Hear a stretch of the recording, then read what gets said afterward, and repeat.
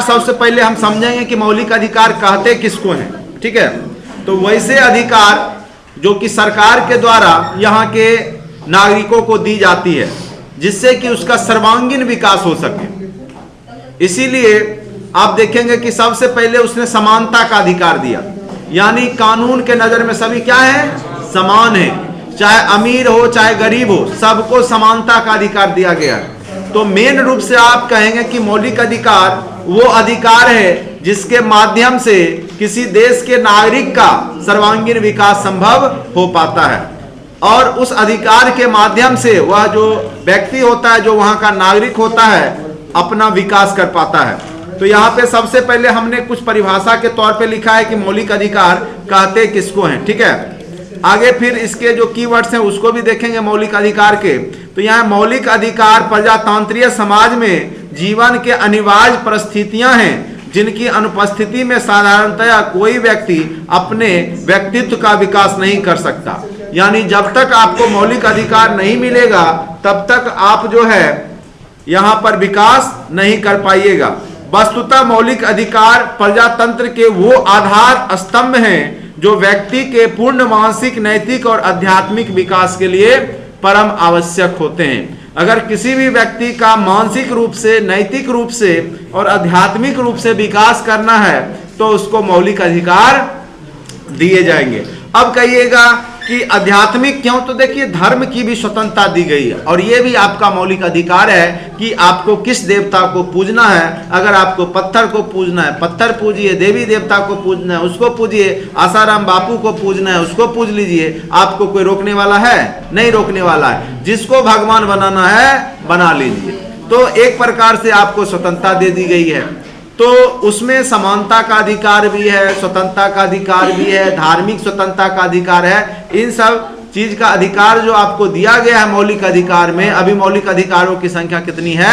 6 है। जब संविधान का निर्माण हुआ था उस समय मौलिक अधिकारों की संख्या 7 थी, जिसमें आपका जो संपत्ति का अधिकार है उसको समाप्त कर दिया गया और उसको विधिक अधिकार के रूप में 300 क में डाल दिया गया। ठीक है, तो यहां से क्वेश्चन जो जो इंपॉर्टेंट है उस पर विशेष चर्चा करेंगे, कहां से क्वेश्चन आपके एग्जाम में पूछे जा सकते हैं। ठीक है, इसीलिए संविधान निर्माताओं ने संविधान के भाग 3 में कई बार पूछेगा कि मौलिक अधिकार से संबंधित भाग कौन सा है, तो भाग 3 है। और अनुच्छेद कौन सा संबंधित है, तो 12 से 35 तक। अनुच्छेद 12 से 35 तक क्या है आपका? मौलिक अधिकार है। और संविधान निर्माताओं ने इसको क्यों महत्व दिया तो ये भी आप समझ ही चुके हैं।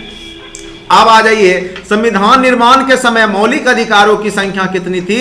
7 थी, किंतु 44वें संविधान संशोधन द्वारा संपत्ति के अधिकार को अनुसूचित 31 के मौलिक अधिकारों की श्रेणी से, जो संपत्ति का अधिकार था इसे क्या में था? 31 में था, उसको हटा करके अब कहां कर दिया गया? विधि के अधिकार के रूप में 300 क में शामिल कर दिया गया। यह क्वेश्चन बार बार पूछता है कि संपत्ति का अधिकार का अनुच्छेद कौन सा है, तो 300 का को।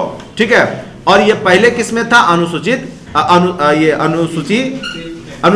अनुच्छेद 31 में। ठीक है, अब आइए नेक्स्ट पॉइंट पे। अब देखिए आपके जो मौलिक अधिकार है उसकी संख्या कितनी है, तो 7 है। कितनी है? 7 थी, लेकिन अभी वर्तमान में कितना है? 6। यहां आप 6 ही आप देख पा रहे होंगे, यहां पे 6 बॉक्स है। तो सबसे पहले आपका समानता का अधिकार अनुच्छेद कहां से कहां तक है? 14 से 18। तो इसमें कितने हो गए? देखिए 14, 15, 16, 17, 18, 2, 2, 4, 1, 5। तो इसमें याद रखिएगा 14 से शुरू करना है। 5 अनुच्छेद आपके किसमें हैं? समानता के अधिकार में। अनुच्छेद 14 से 18, 14, 15, 16, 17, 18। दूसरा है आपका स्वतंत्रता का अधिकार, अनुच्छेद 19 से 22। अनुच्छेद 19 से 22 क्या है? स्वतंत्रता का अधिकार, अभिव्यक्ति की आजादी। आप कहीं घूम फिर सकते हैं, बोल सकते हैं कुछ भी, किसी के बारे में, प्रधानमंत्री के बारे में भी बोल सकते हैं। ठीक है, तो ये सब आपको स्वतंत्रता दी गई है। लेकिन बस यही ध्यान देना है सामने वाला आपसे ज्यादा पावर वाला नहीं हो, नहीं तो आपको कूट देगा। ठीक है, तो यहाँ पे है अनुच्छेद 19 से 22। अनुच्छेद 19 से 22 यहाँ पे देखिए, एक हो गया 19, एक हो गया 20, एक हो गया 21, एक हो गया 22। ये 4 हो गए किससे संबंधित? अनुच्छेद तो स्वतंत्रता के अधिकार से संबंधित है, आपको घूमने फिरने बोलने की जो आजादी है उससे संबंधित है। उसके बाद शोषण के विरुद्ध अधिकार 23 और 24 है, तो यहां पे हो गया 2, शोषण आपका कोई नहीं कर सकता है, ये आपके 23 और 24 शोषण के विरुद्ध अधिकार हैं, ठीक है। उसके बाद है नेक्स्ट है आपका धार्मिक स्वतंत्रता का अधिकार, यहां पे आपको 25, 26, 27, 28 ये आपके धार्मिक स्वतंत्रता की बात करता है ये सब, यानी आप किसी धर्म को स्वीकार कर सकते हैं, उसको मान सकते हैं, आपको धार्मिक रूप से आजादी दी गई है। तो ये आपका कितने हो गए यहाँ पे 4, क्या हो गए 4। और संस्कृति एवं शिक्षा का अधिकार है 29-30, आप अपनी संस्कृति को बचा सकते हैं, जैसे जनजातीय लोग हैं या अनुसूचित लोग हैं या आपके अल्पसंख्यक लोग हैं, मुस्लिम लोग हैं, तो उनकी अलग संस्कृति है, तो उसके लिए ये लोग संस्कृति एवं शिक्षा का अधिकार दिया गया। वो अपना जो मदरसा है, चाहे मुस्लिम कॉलेज है या जो भी है, वो खोल सकते हैं, उसका संचालन कर सकते हैं, ये अधिकार है, ठीक है। तो अपनी संस्कृति को बचाए रखने के लिए वो विद्यालय या संस्था का निर्माण कर सकते हैं। और ये यहाँ पे 29 और 30 इससे संबंधित है, संस्कृति और शिक्षा का अधिकार से, तो ये हो गया 2। और लास्ट है संवैधानिक उपचारों का अधिकार, अगर किसी भी प्रकार का संविधान के मौलिक अधिकार में कुछ तरह का दिक्कतें हैं तो उसको संशोधन किया जा सकता है, उसका उपचार किया जा सकता है। उपचार मतलब समझ ही रहे हो ना, बीमारी है तो उसका इलाज, यानी कोई तरह का समस्या है मौलिक अधिकार में तो उसको अनुच्छेद 32 के तहत उसका संशोधन संभव है, ठीक है। तो संविधान में अगर पूछेगा कितने अनुच्छेद के तहत संशोधन मौलिक अधिकार में होते हैं, तो अनुच्छेद 32 के तहत, ठीक है। अनुच्छेद 32 के तहत संविधान में मौलिक अधिकार से रिलेटेड संशोधन या उपचार किया जाता है। तो यहां पे अब देखिए, अब तरीका इसको याद रखोगे, 5 4 2 4 2, 5 4 2 4 2 याद रहेगा, 5 4 2 4 2। 14 से शुरू करना है तो अपना 5 जोड़ लेना, वो हो गया आपका। सबसे पहले क्या मिलेगा आपको, समानता मिलेगा। दूसरा क्या मिलेगा, स्वतंत्रता मिलेगा। तीसरा शोषण जो कर रहा है वो नहीं होना चाहिए। फिर अगला धार्मिक स्वतंत्रता मिलेगा। उसके बाद सांस्कृतिक एवं शिक्षा का अधिकार मिलेगा अल्पसंख्यकों के लिए विशेष करके। और लास्ट में उसमें कुछ गड़बड़ियां आ गई, उसको सुधारा जाएगा। तो 5 4 2 4 2, ठीक है। और लास्ट वाला तो ये याद ही रहता है, अनुच्छेद 32 उपचारों से संबंधित है, 5 4 2 4 2, 5 4 2 4 2, ठीक है। कुछ तरीका से याद रखेंगे तब आपको याद रहेगा, ठीक है। अब हम एक एक कर करके जितने भी मौलिक जो अधिकार हैं उसके बारे में चर्चा करते हैं। कई बार पूछेगा कि समता का अधिकार अनुच्छेद कितना है, या पूछेगा कि धर्म वंश जाति लिंग के आधार पर विभेद नहीं या प्रतिषेध केमे अधिकार के तहत है, अनुच्छेद में केमा में चर्चा किया गया है। तो इससे रिलेटेड खूब क्वेश्चन आज तक पूछे गए हैं, तो उसको आप ध्यान से समझने का प्रयास कीजिए। तो समानता के अधिकार के तहत हमारे पास कितने हैं, अनुच्छेद 14 15, अभी बताए 5, तो 14 से 18, 14 15 16 17 18, 5। पहला है 14, विधि के समक्ष सभी समान हैं। जितने भी भारत के नागरिक हैं कानून के समक्ष सभी क्या हैं, समान हैं। अनुच्छेद 15 क्या बोलता है, धर्म मूल वंश जाति या लिंग या जन्म स्थान के आधार पर किसी भी प्रकार का विभेद नहीं किया जाएगा। जो रंग के आधार पे कोई गोरे हैं तो ये नहीं कि उसको ज्यादा परीक्षा में मार्क्स दे दिया जाएगा, ठीक है। जो काले हैं उसको कम कर दिया जाएगा। लेकिन एक बात है, कितना भी कर लीजिए, जो मानसिकता है ना वो बदलता नहीं है। यहां नहीं होगा, प्री में नहीं होगा, मेंस में नहीं होगा, लेकिन इंटरव्यू में हो सकता है, क्योंकि पर्सनालिटी का भी तो नंबर मिलता है ना। अब वो सामने वाला किस रूप में देखता है तो वो देखने वाले पे भी निर्भर करेगा। अगर वो नॉलेज देखता है तो फिर सब अच्छी बात है, अगर वह रूप रंग देख रहा है तब तो फिर दिक्कत वाली बात है। लेकिन यहाँ पर थोड़ा सा, ठीक है, कुछ भी हो सकता है, होता ही है। और जो विभेद है आप ही के देश में नहीं बल्कि अमेरिका और विकसित देशों में भी है। गोरे और काले के बीच में आप देखेंगे विभेद पूरे विश्व में, ठीक है। और यहाँ भी बिहार में ब्याह शादी होगा तो जान ही रहो कितना होता है। नहीं, अगर संविधान कभी विभेद करने की बात नहीं करता है। उसके बाद है अनुच्छेद 16, सार्वजनिक पदों पर नियुक्ति में समान अवसर दिया जाता है, ठीक है। सार्वजनिक जितने भी पद है, सरकारी पद है, सबको समान रूप से वहां पे मौका दिया जाता है। भले कुछ रिजर्वेशन दे दिया जाए गरीब लोगों को, जो अनुसूचित लोग हैं, जो गरीबी में रहे हैं वर्षों से, तो उनको कुछ रिजर्वेशन दे करके, अब एक प्रकार से कह लो जो विकलांग लोग हैं उसको पोदाम क्या बोलते हैं, उसको जो बैसाखी देने का काम यहाँ पे किया जाता है कि जो विकलांग है वर्षों से उनका शोषण हुआ है, वो पढ़ लिख नहीं पा रहे हैं, तो उनके लिए थोड़ा सा आरक्षण दिया जाता है, ठीक है। तो वो समान रूप से लाने के लिए है और कुछ समय के लिए इसको दिया गया था, भले राजनीतिक कारण से अब वो लगातार कंटिन्यू बना हुआ है।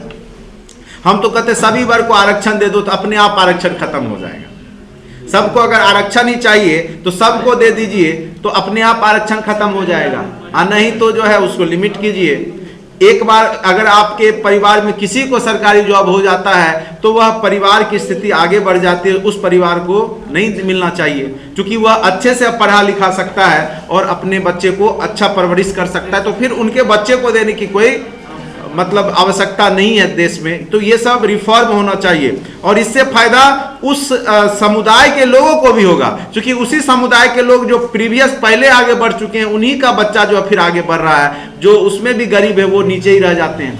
क्योंकि आरक्षण का फायदा जो अच्छे स्कूलिंग कर रहा है, अच्छे जगह पढ़ रहा है, वो भी जो दिल्ली के मुखर्जी नगर में है पढ़ रहा है, उसका गार्जियन खर्च कर रहा है, और एक जो है मान के चलिए बिहार के किसी गांव का बच्चा उसी जाति समुदाय का है, आरक्षण दोनों को है, फायदा किसको मिलेगा?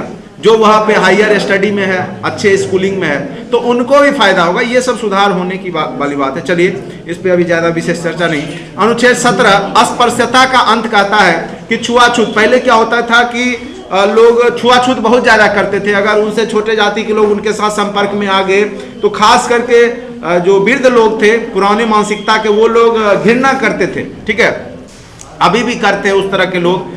तो यहाँ पे वो सरकार के तरफ से अस्पृश्यता का अंत किया गया है। जब भीमराव अंबेडकर स्कूल जाते थे तो उनको पानी भी के लिए अलग व्यवस्था रहता था, ठीक है। और अभी भी आपको यूपी में या एमपी में कहीं खबर आया था कि बच्चा सिर्फ राजस्थान में पानी पी लिया था, उसके एवज में टीचर मारा और बच्चा मर गया था, ठीक है। तो कहने का अर्थ है कि बच्चे की क्या गलती थी? इतना समाज में अगर आप देखिएगा अस्पृश्यता या छुआछूत किया जाएगा तो वो कहीं ना कहीं समाज के लिए हानिकारक है। सरकार ने यह व्यवस्था बहुत पहले कर दिया था, संविधान जब निर्माण हुआ तो अस्पृश्यता का अंत जो है अनुच्छेद 17 के तहत संविधान में समाप्त कर, मतलब छुआछूत समाप्त कर दिया गया था, ठीक है। अब आ जाइए अनुच्छेद 18 उपाधियों का अंत। आप अपने मन से कोई भी उपाधि धारण नहीं कर सकते। हाँ, कुछ विशेष परिस्थिति में आपको छूट है, जैसे आपको मिल गया अवार्ड भारत रत्न का, आपको मिल गया अवार्ड खेल रत्न या कुछ भी, तो आप वो सब उपाधि लगा सकते हैं, ठीक है। लेकिन अपने मन से श्री श्री 108 का स्क्वायर लिख दीजिएगा, ठीक है, तो वो सब संभव नहीं है। अपने नाम के आगे पीछे कोई भी उपाधि आप धारण नहीं कर सकते, महाराजा धीराज नहीं लिख सकते, ठीक है। उसके बाद है स्वतंत्रता का अधिकार। तो स्वतंत्रता का अधिकार हमने बताया अभी 5 4 2 4 2, तो स्वतंत्रता में 4 हो जाएगा, 19 20 21 22, ठीक है। तो सबसे पहला अनुच्छेद 19 में भी बहुत सारे 19 का क ख ग घ या ABCD करके है, ठीक है। तो भाषण एवं अभिव्यक्ति की स्वतंत्रता आपको अनुच्छेद 19 के क में दिया गया। यह क्वेश्चन बार बार पूछेगा कि भाषण एवं अभिव्यक्ति की स्वतंत्रता के में अनुच्छेद में दिया गया है। तो यह है अनुच्छेद 19 का क। शांतिपूर्ण और निशस्त्र बिना हथियार के आप सभा कर सकते हैं, इसकी आपको छूट दी गई है ख में, 19 का 2 या 19 का ख। उसके बाद समुदाय या संघ आप बना सकते हैं, यह है आपका ग में, 19 का ग में। भारत के अंदर कहीं भी आप संचरण कर सकते हैं, घूम सकते हैं, मन करे तो चले जाइए आप जम्मू कश्मीर, मन करे तो चले जाइए अरुणाचल प्रदेश, वहीं कुटिया बना के रहिए, कोई रोकने वाला नहीं है, बस आतंकवादी से बच के रहिए। उसके बाद भारत के किसी क्षेत्र में बसने की स्वतंत्रता है आपको, किसी भी क्षेत्र गांव कहीं जा करके आप बस जाइए। कोई भी वृत्ति यानी कोई भी पेशा सिर्फ इलीगल नहीं होना चाहिए।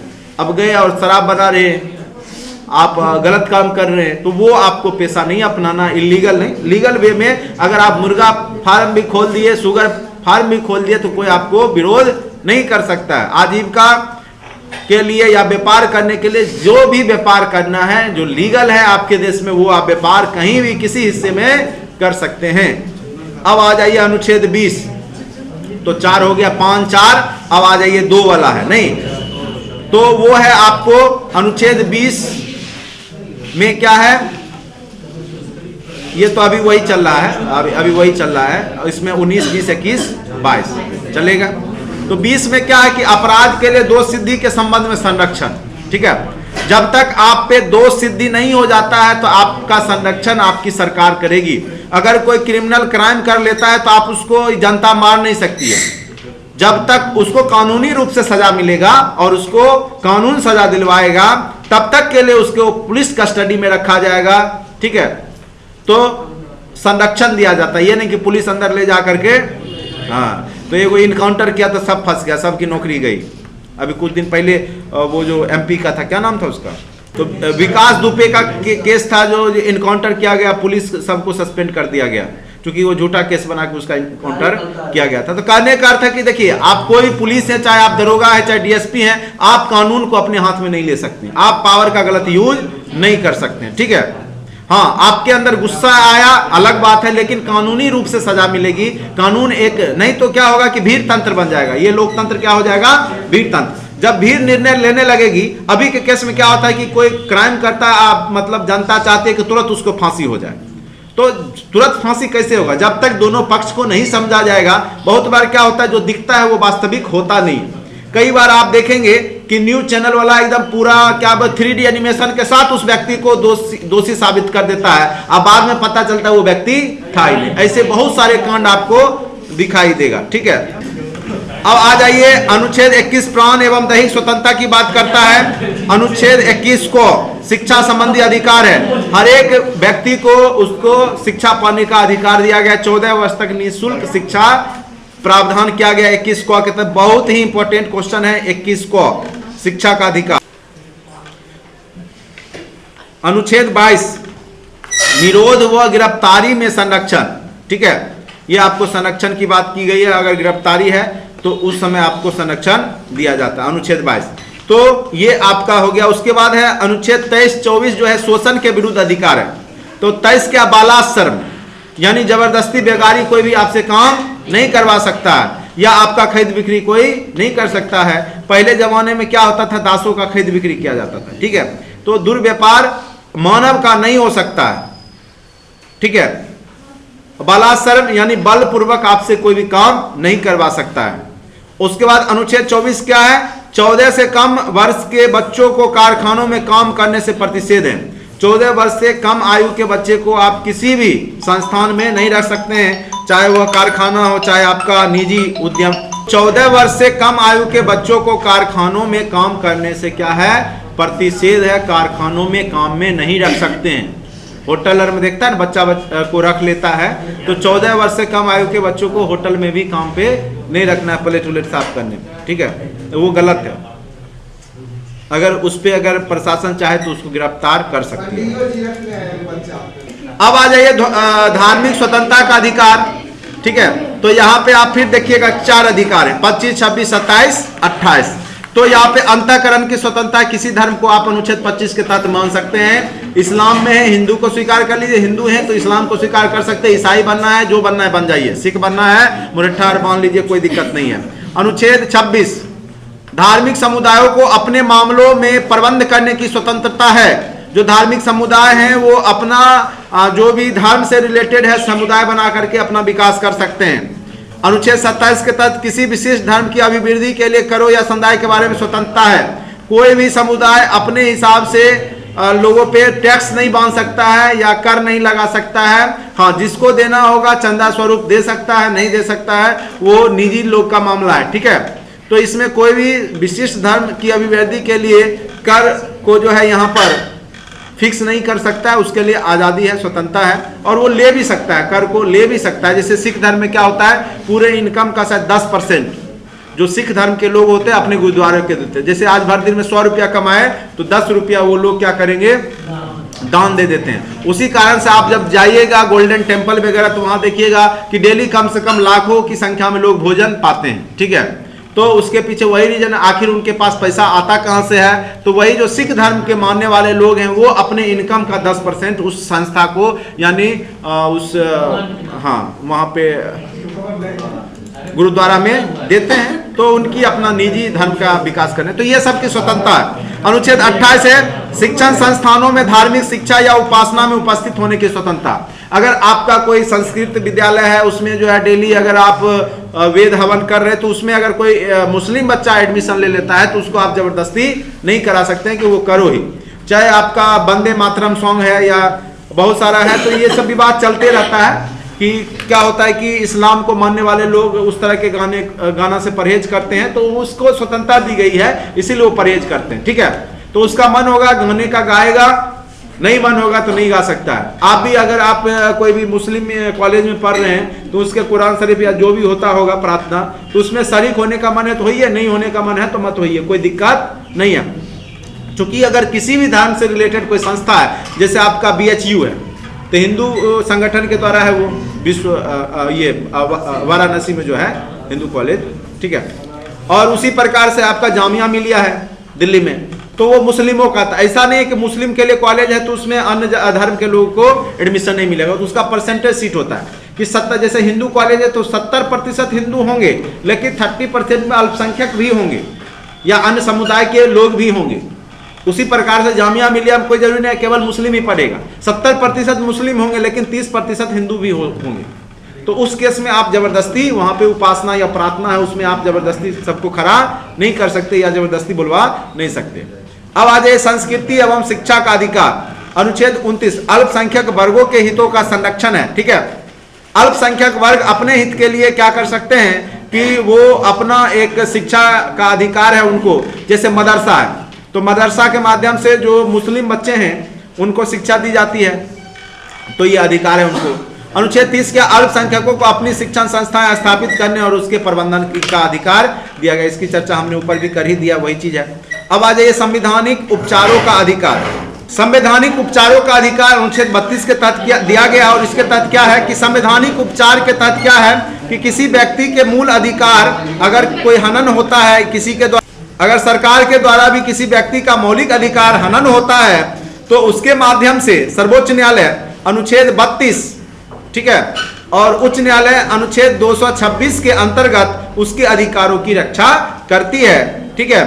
इस हेतु 5 रिट दायर किया जाता है सुप्रीम कोर्ट या आपके हाई कोर्ट के द्वारा। कई बार पूछेगा कि 5 रिट कौन निर्देशित करता है, तो सुप्रीम कोर्ट और हाई कोर्ट दोनों कर सकता है। पहला है बंदी प्रत्यक्षीकरण, दूसरा है परम आदेश, तीसरा है प्रतिषेध, चौथा है उत्प्रेषण और पांचवा है अधिकार परीक्षा। इसके बारे में जब टॉपिक पढ़ाएंगे चैप्टर तब चर्चा करेंगे, ठीक है। अब इसके बारे में विशेषता क्या बताया है, मौलिक जो आपके अधिकार है, भीमराव अंबेडकर ने इसको कैसे क्या बोला है, देखिए। डॉक्टर अंबेडकर ने इसे सर्वाधिक विवादास्पद और आलोचित भाग बताया था। संविधान भाग ने इसके विचार पर 38 दिन लगाए थे, ठीक है, और अंत में 7 श्रेणियों में बांटा था। तो जो आपका इसका विशेषता क्या है कि सबसे ज्यादा विवादित विषय था कि कौन अधिकार दिए जाए कौन नहीं दिए जाए, इसको लेकर के 38 दिन संविधान सभा में चर्चा हुआ और लास्ट में निष्कर्ष के तौर पे 7 अधिकार दिए गए थे, मौलिक अधिकार। विशेषता देखिए, स्वरूप और क्षेत्र विस्तृत और व्यापक है इसका, ये असीमित नहीं होते। सामाजिक हित, लोक व्यवस्था, सुरक्षा के परिप्रेक्ष्य से इन पर उचित प्रतिबंध लगाए जा सकते हैं। न्यायालय में ये न्याय योग्य होते हैं। मौलिक अधिकार क्या है, न्याय योग्य होता है। उल्लंघन अगर होता है तो अनुच्छेद 32 के तहत उसमें सुधार किया जाता है, उपचार किया जाता है। अनुच्छेद 20-21 को छोड़ करके सारे अधिकार राष्ट्रपति द्वारा निलंबित किए जा सकते हैं। ये आलोचना भी आप कह सकते हैं कि जब जैसे कोरोना आ गया था, सिर्फ 20-21 अनुच्छेद ही लोगों को मिला हुआ था, यानी वो जीवन की उसको स्वतंत्रता दी गई थी जीने की, लेकिन वह खुले रूप से कहीं भी घूम नहीं सकता। सारे अधिकार आपको राष्ट्रपति द्वारा निलंबित किए जा सकते हैं राष्ट्रपति शासन के केस में, लेकिन 20-21 को हर हालत में उसको देना ही पड़ेगा। और 20-21 क्या कह रहा था, देखिए 20-21 अनुच्छेद क्या था, अपराध के लिए दोष सिद्धि के संबंध में, और दूसरा प्राण एवं देहिक स्वतंत्रता। आपको कोई ना कैद कर सकता है ना कोई मार सकता है, ये हर एक स्थिति में आपके लिए ये अधिकार मिलेगा ही आपको, ठीक है। तो यहाँ पे ये अधिकार केंद्र और राज्य की शक्तियों पर भी सीमाएं लगाते हैं, व्यक्ति के अधिकारों की रक्षा करते हैं। स्वरूप नकारात्मक और सकारात्मक दोनों है, ठीक है। देशी तथा विदेशी दोनों नागरिकों को प्राप्त कौन कौन से मौलिक अधिकार हैं, तो 14, 20, 21, 23, 25, 27 ये केवल विदेशी को बस यही मौलिक अधिकार दिया जाता है। 14 समानता का अधिकार, उसके साथ विभेद नहीं करना है। 20 उसको भी क्या है कि 20-21 सबको दिया जाता है, चाहे वो विदेशी नागरिक, उसको भी आप कैद नहीं कर सकते, मार नहीं सकते। अगर वो पकड़ा गया कुछ गलत काम में तो उसको भी जो है हाँ वहाँ पे उसको अधिकार दिया गया है 20 के तहत। उसके बाद अनुच्छेद 23, उससे भी आप बलात्कार नहीं करवा सकते हैं। उसका धर्म परिवर्तन नहीं कर सकते हैं, तो वो जिस धर्म को चाहे, और 27। तो इस प्रकार से ये अधिकार जो है विदेशी नागरिकों को भी मिले हैं, मौलिक अधिकार। बाद बाकी तो सारे अधिकार तो देशी आदमी को तो सब मिला ही है। इसमें संशोधन किया जा सकता है, इसका प्रभाव सरकारी एवं गैर सरकारी दोनों संस्थाओं एवं व्यक्तियों पर भी होता है। महत्व क्या है? लोकतांत्रिक व्यवस्था को स्थापित करता है, व्यक्ति और भौतिक एवं नैतिक सुरक्षा के लिए आवश्यक स्थिति उत्पन्न करता है, व्यक्तिगत स्वतंत्रता का रक्षक होता है, देश में कानून के शासन को स्थापित करने में मदद करता है, अल्पसंख्यक एवं समाज कमजोर के वर्गों की हितों की रक्षा करता है, व्यक्तिगत सम्मान बनाए रखने में को सुनिश्चित करता है। ये सारे अधिकार, ये किसकी विशेषता है? तो मौलिक अधिकार। राजनीतिक एवं प्रशासनिक प्रणाली में भाग लेने का अवसर प्रदान करता है। आप भाग लेते हैं ना प्रशासन में, समता के अधिकार जो आपको जॉब करने की जो है अनुच्छेद 15 के तहत, ठीक है। तो ये सब है। एक तरफ से कुछ आलोचना भी है, कुछ लोगों ने इसका आलोचना भी किया, जैसे एक तरफ तो संविधान मौलिक अधिकार देता है, दूसरी तरफ छीन भी लेता है विशेष परिस्थिति में। व्यापक सीमाएं भी है, कोई सामाजिक एवं आर्थिक अधिकार नहीं, केवल राजनीतिक अधिकार है ये। सामाजिक आर्थिक अधिकार जैसे सामाजिक सुरक्षा का अधिकार, काम का अधिकार, रोजगार का अधिकार, ये सब आपको नहीं दिया गया है। विश्राम एवं सम्मान का अधिकार उल्लेख नहीं किया गया है, अस्पष्टता का अभाव है। इस प्रकार से यहाँ पे आलोचना भी इसकी की गई है, ठीक है। तो इस प्रकार से मेन रूप से आपको जो पूछता है यहाँ पे कि मौलिक अधिकार की चर्चा केमे भाग में किया गया है, तो भाग 3 में अनुच्छेद कहां से कहां तक? 12 से 35 तक किया गया है। और कितने प्रकार के मौलिक अधिकार हैं? 6 प्रकार के वर्तमान में मौलिक अधिकार हैं। जब संविधान बना था उस समय कितने थे? 7 मौलिक अधिकार थे। उसके बाद उपचारों का अधिकार, संवैधानिक उपचार का अधिकार किसको बोला गया है? अनुच्छेद 32 को। और बाबा साहेब भीमराव अंबेडकर ने उसी को संविधान की आत्मा भी कहा था। किसको? अनुच्छेद 32 को। तो यही सब क्वेश्चन बार बार पूछे जाते हैं। मौलिक अधिकार किस देश से लिया गया? तो United state of America, USA से लिया गया। मौलिक कर्तव्य रूस से और मौलिक अधिकार कहां से? अमेरिका से लिया गया है। और यहाँ पर केमे संविधान संशोधन के तहत संपत्ति के अधिकार को हटाया गया। 44वें संविधान संशोधन के तहत संपत्ति के अधिकार को हटा करके उसको 31 जो था उसको हटा करके 300 विधि का अधिकार के रूप में शामिल किया गया। तो इस प्रकार से आप मौलिक अधिकार चैप्टर को आप समझ गए होंगे अच्छे से। जो क्वेश्चन पूछे जाते हैं हमने उसकी भी चर्चा कर दिया, क्या विशेषता है, कौन कौन से अधिकार हैं वो भी हमने चर्चा कर दिया।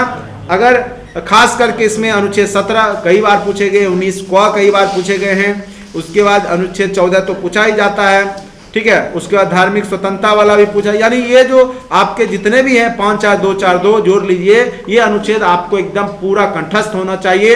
एक बार नहीं, 2 बार 3 बार लिख लें, पढ़ लें, इसको अच्छे से कर लें। निश्चित तौर पे एक क्वेश्चन आपको यहाँ से एग्जाम में पूछे जाते हैं। चलिए आज के लिए इतना ही। अगर अच्छा लगता है लाइक करें, सब्सक्राइब करें। अगर अभी तक आपने परचेज नहीं किया तो नीचे डिस्क्रिप्शन बॉक्स में लिंक दिया गया है, उसको बाय कर लें। धन्यवाद।